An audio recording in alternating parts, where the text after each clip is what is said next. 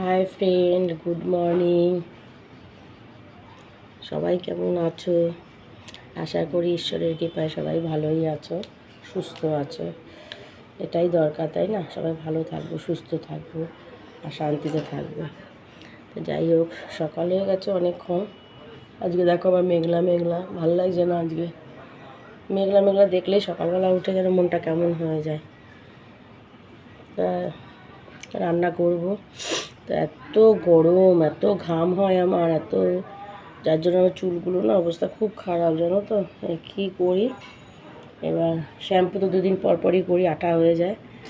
তাই দেখো, ওই যে আমি অল্টোস করি বলেছিলাম না, সেই অল্টোসে এই যে হেয়ার ভাইটালাইজারটা, এটা এখন চুলে দেবো।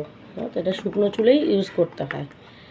তা রাত্রিবেলা দিনই ভেবেছি যদি হয়, ঠান্ডা লেগে যায়। এমনি ঠান্ডা লেগে রয়েছে, এখনও তো কমছেই না, কপটা উঠছে, কিন্তু তাও আবার এই যে ঘামছি না, প্রচুর ঘাম হয় আমার, জানো তো।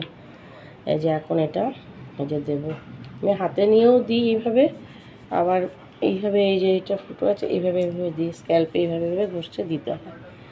তো এটা খুব ভালো, এটা না খুশকি টুসকি থাকলেও উঠে যায়, তারপরে চুল পড়া বন্ধ করে।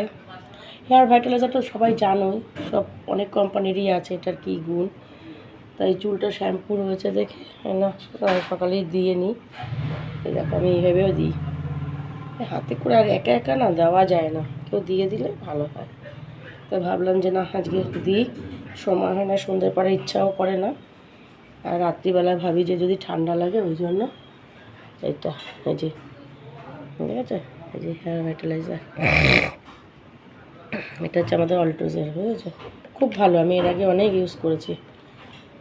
তারপরে মাঝখানে আমার কদিন দিইনি, দেখছি চুলটা ভীষণ উঠছে। আসলে এত ঘাম হয়, চুলের গোড়াটা নরম থাকে, যার জন্য এটা এই যে দিয়ে নিলাম। আর সময় কোথায়, বেশিক্ষণ ধরে মাসাজ করে দেবো, এ করবো, ঘরের কাজ। ঠিক আছে, চলো বন্ধুরা, টাটা।